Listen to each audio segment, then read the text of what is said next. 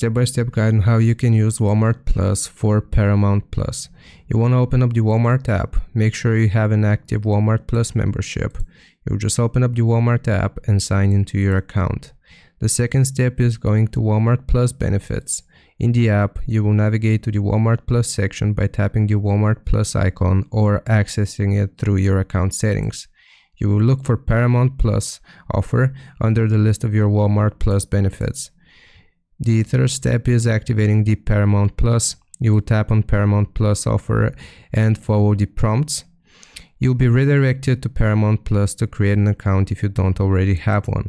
If you already have a Paramount Plus account, you can link it to your Walmart Plus account. The last step is simply to start watching. Once activated, you have access to the Paramount Plus Essential plan, which includes ads at no extra cost as long as your Walmart Plus membership is active. And now you will be able to use Paramount Plus with your Walmart Plus membership. Hope this helps. Leave a like and sub. I'll see you next time.